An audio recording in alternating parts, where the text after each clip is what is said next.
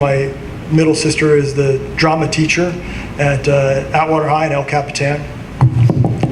Hopefully I'm doing okay with the mic, or else my sister's going to come yell at me for not being theatrical enough, I suppose.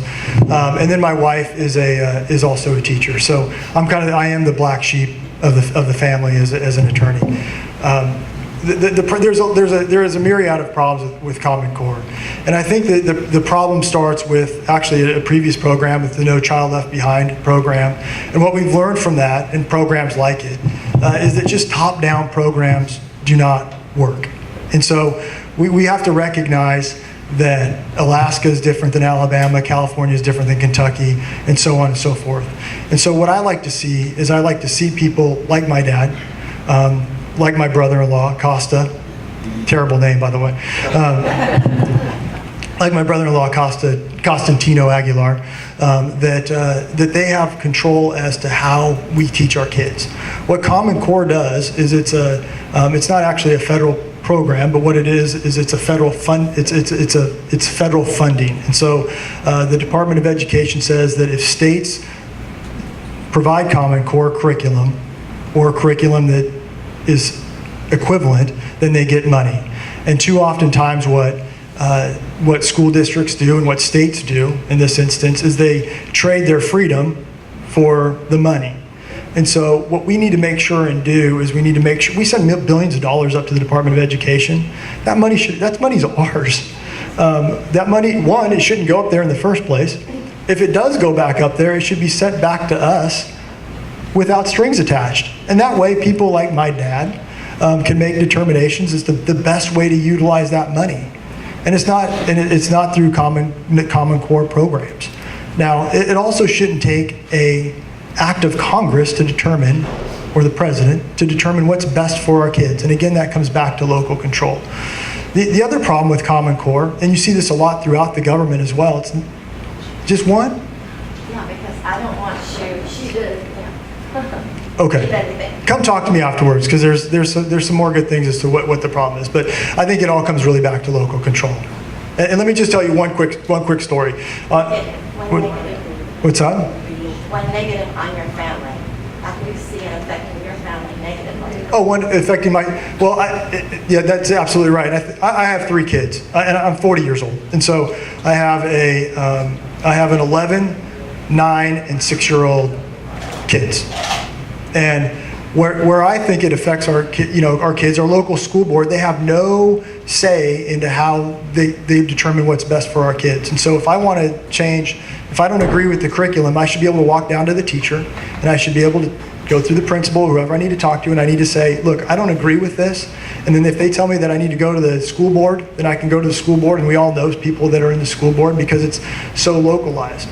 I shouldn't have to say, well, I just don't have that quite connection with the White House to be able to make a determination as to how I'm doing that. Now, I can also tell you that, some of the new curriculum that's come out through Common Core is a little crazy. And you've seen stories on the internet. I can tell you firsthand that there is some problems with the curriculum as well. But again, that's a problem with not having local control. So I'll echo the biggest complaint, or the biggest problem I have with Common Core, is that it takes away local control. Once again, good leaders recognize that the best solutions can usually be found at the ground level, right? We found that in Iraq with the surge program, and I think we find that in schools as well. Common Core, 44 states have signed up for it. So 6 states out there have, or I guess 11 states if you're President Obama, 6 states have found out or have decided that local control is better than the money, right? They haven't been bought and paid for yet. What scares me about Common Core is that you do have folks who are far removed from the problem trying to prescribe solutions for that problem, right? Folks who aren't, talking with kids, who aren't seeing administrators on the ground doing their job, are trying to set policy from Washington, D.C. A lot of the math standards, and a lot of folks will tell you that some of the standards with Common Core are actually raising, raising standards for education with students. And in some cases that's true, but the problem is the math standards, for instance, are based on this theory of math learning that's called reform math. All right, and reform math it's not what I learned when I was in school. It's not what any of us learned in school. Reform math is kind of a theory of teaching, a way of teaching that came about in the 1990s. And so what we're finding is that first graders, second graders are coming home with math problems, and their parents have no idea how to help their children with math, right? And what we're also finding is that teachers who also didn't learn this theory have no idea how to teach it, right? So we're setting policy, we're setting solutions, and we're not giving folks any of the tools to find it. We wouldn't have that problem if we would allow local school districts more control. Right, that money should not be tied to promises and tied to different contracts with the federal government. It is our money.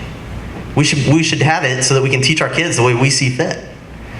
Now, to answer the question about families, I'm a single guy. All right, I don't have kids.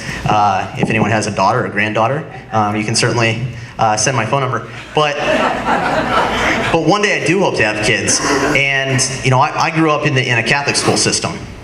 And what I found was that they're abiding by state law and federal law for educational standards, but they did have that leeway in teaching, especially some of the spiritual foundation for teaching kids, all right, for teaching me. That's something that I want to see my children have, right? I want to see local school administrators and local teachers have the ability to teach kids according to the needs that they have, right? Not what someone in Washington, D.C. sees.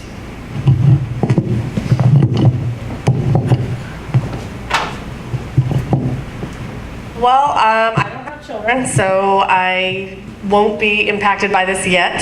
I'm sure it'll be some weird version of Common Core to the fifth power by the time I have kids, because they keep making things worse every 5 or 10 years. I will tell you that growing up, there was parts in the books that I was having to read that were teaching me things my mother was not comfortable with. And she did know our local school board and people like that, and she was able to go to them and go to the teachers and say, look, my kid's not reading this chapter. This is not what we believe, and this isn't happening. You're not going to force this on my child. And that was something that was okay, because it was left to the discretion of the locals. And so I would like to see that happen. I've heard good arguments at several different Tea Party events in Los Banos and Fresno.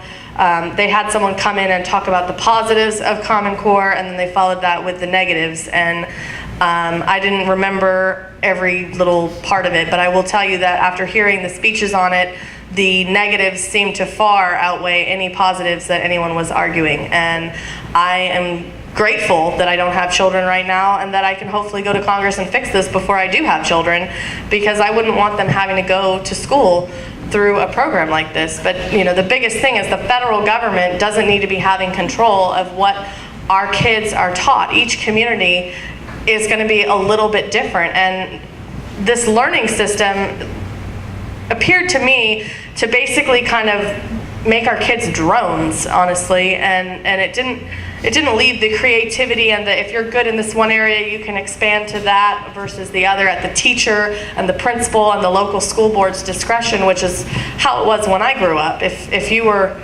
excelling in one area, you'd get some extra help in the areas you weren't, and then you'd be pushed ahead in the areas that you were excelling in, and you weren't held back. To me, Common Core is holding back children's individuality and their environment, their personal goals. And so I'm not a fan of it. And I had someone, they actually messaged me on one of my things, and that was their only question. They had young children and they wanted to know my opinion of Common Core, and I responded back just by saying I believe that schools need to be left in the hands of locals. It's our discretion. It's the parents of the time, the grandparents, the community that needs to be involved and decide what exactly is being taught in our schools and how we accomplish reaching that goal. It's okay for the government to say you have to teach math, you have to teach English, all of the standard things, but they should not tell us how to accomplish it. So I'm definitely not a fan of Common Core and the strings they're attaching. So thank you. Well, he's 39 years old. He has 4 children. His youngest son, Jazz, will be entering kindergarten this upcoming semester, or in the fall. Johnny homeschools, or his His wife homeschools, and actually I know a lot about that because I homeschool as well. And Common Core is just the latest symptom of a big problem. You had No Child Left Behind, you had Race to the Top, and now you have Common Core. They just keep stepping it up. The problem is that the federal government shouldn't be involved in education because there's always going to be strings attached with that money. As long as the Department of Education, there's going to be a problem. I know Johnny favors eliminating that department altogether. Now, Reagan first proposed that not too long ago, and couldn't get the job done. Johnny will fight to defund or get rid of the Department of Education. That's the problem. Now, a complaint: Johnny homeschools. Homeschools aren't. We don't have to use Common Core curriculums, but this is how they get you. When your kids want to go to college and they take the SAT or whatever the standardized test at that point in time is, it's going to be geared towards Common Core education. So even though a homeschool family educates their child the way they want to, by the time they get to that level, they're going to have to teach them how to take a Common Core test so that they can, get a score that's acceptable to colleges and universities. Now, the only hope for homeschool children is that this is nipped in the bud and done away with, which, there's a backlash going on across this country, which hopefully that happens. But secondarily is that, there are several states who aren't part of Common Core and others who are who were part of it, who are pushing back against it. So there might be two ways into university: through the standardized testing, the normal testing, the SATs and stuff like that, and an alternative testing means because several states have opted out, there'll have to be a way for them to test to get into universities. But it does affect homeschool children as well in the long term, although homeschoolers do have the freedom to teach their children the curriculum they want them to learn and how they want to learn it.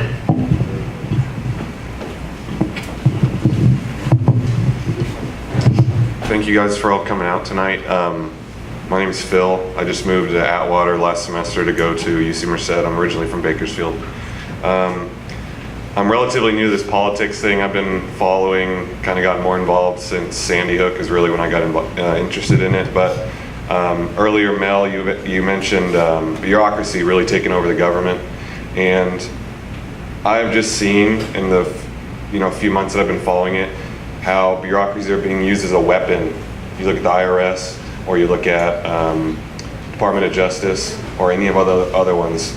The executive branch is abusing that as a weapon. Not both parties are. It's not just Democrats. I mean, the Republicans have used the IRS to target, liberals and vice versa. So my question is kind of two parts. Is I know you're only one person in Congress. What will you do to rein in executive power and to check it, and not just see that people are coming to conference saying, "Oh, we're sorry," or "I didn't know"? What are you going to do to hold them accountable? And two, if you get into Congress, will you push for the impeachment of Obama? Because there's too many to list. Because he needs to be out. Because he's setting a precedent. That's what I'm worried about. Is I see history of executive power, increasing to a point where nobody else can do anything.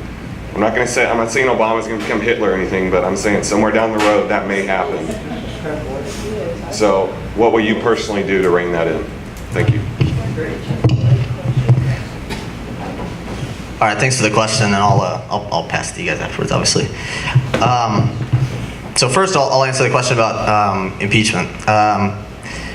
I would hope, and I know, that when I get to Congress, if I'm fortunate to get to Congress, I'll have a lot more important work to do than trying to impeach a lame duck president. All right, he's going to be out in a couple of years. And speaking about the power of the presidency, it is too powerful right now. President Obama issues executive order after executive order without congressional consent, without the consent of the people, and rules basically by fiat, right? We've seen that with Obamacare, we've seen that with immigration policy, we've seen it with a few other things, right? He is kind of running an executive branch out of control. So you say, well, why wouldn't you impeach him? These things go in cycles, right? There was such a thing known as the imperial presidency under LBJ, right? The way that Congress approaches a president who is getting out of control, who is taking too much power, is they have to stand up to him, right? We need leaders of character who will stand up for what the people have voted for, who will stand up for what the Constitution says. All right, that's what I'm going to do, if I'm fortunate enough to be in office, right? I will be that leader of character. And you talked about both parties using bureaucracy kind of as their political weapons. right? That is a lack of character to me, right? That is a lack of a moral compass inside of leaders that Americans have elected, right? We see that on both parties. We need good people to elect, right? We need people we can trust. We need people who will do the right thing even when the right thing is the hard thing. Now, fortunately, over the last 10 years, I've had a lot of practice doing that, right? Whether it was at West Point, as I was training to lead soldiers in combat, or my time in the Army when I was fortunate enough, and I do say fortunate enough, to get to lead soldiers into combat, right? For about 3 years, I was able to see the easier wrong and the harder right. And with the help of my soldiers, with the help of mentors above me, I was able to choose the harder right. That's what good leadership is about. You know, I talk a lot about leadership. Good leaders can solve any problem. I firmly believe that. Any problem that we have, we've done to ourselves, right? At some point, humans have made this problem. Good leaders can solve those problems, but good leaders aren't made overnight. Good leaders have to be sought out, they have to be trained, sometimes they're gonna mess up, and then they have to get back on the horse. We need leaders of character. That's what I'm gonna do, right? That's how I'm gonna dig into problems like the IRS, right? Problems like Fast and Furious. Right? We don't need people to just get up and grandstand. We need people that are going to roll up their sleeves and get into the actual work of this. We've seen too much grandstanding on both sides. Now we need a little bit more character.